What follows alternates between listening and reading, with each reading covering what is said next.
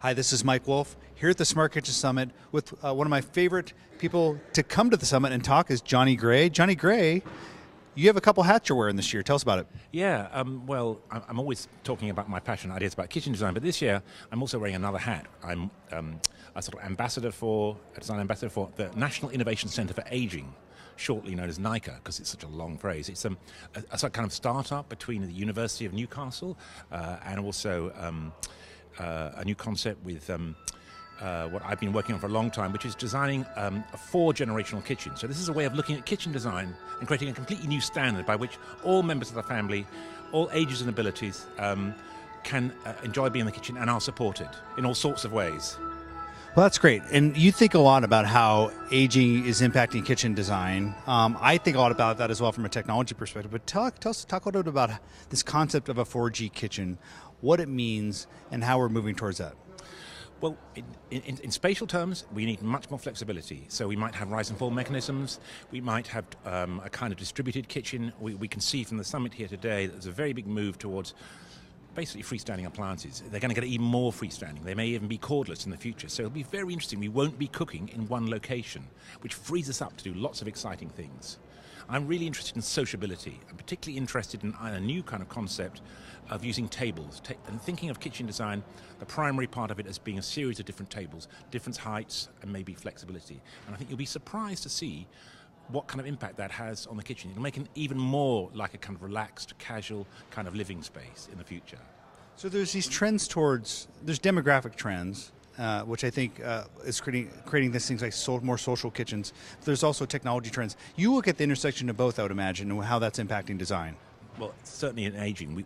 One of the big things that we're here for is because we believe that we can support, if you like, aging design through technology in all sorts of ways. I mean, safety is a crucial issue, which can be done in all sorts of seamless, interesting ways now through the kind of products we've seen here today.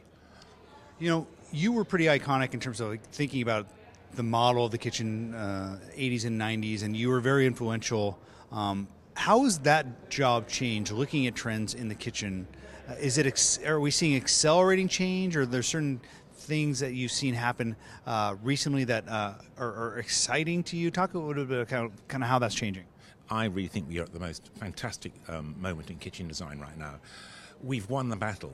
The kitchen is the king of the house. So there is no. Let me put it in a more emotional way. It's the only room left where we really talk to each other. Now, what a good opportunity is! How good is that? And food is the perfect vehicle for providing people to show love, for affection, but also for the rhythm of the day, for staying in a room, for the creativity, for the de-stressing. I mean, it ticks so many boxes, and I'm very pleased to be here right now. Very quickly, tell us just a little bit about what your talk was about. We talked about, partly about aging in the kitchen. I talked about spatial design. We talked about innovation.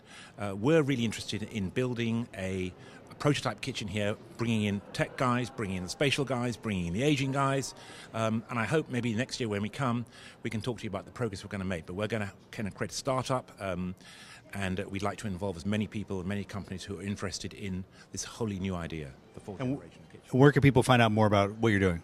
I think the best thing at the moment is to watch my blog and the conversations that you and I will be having, and we'll be making announcements throughout the next 4 or 5 months, but we hope to have some serious developments within a year. And johnnygray.com, what is the URL? Yes, johnnygray.com. And that's the English spelling for you people who are Americans like me. So it's Grey, Johnny Gray. Thank you, Johnny. Thanks, Mike.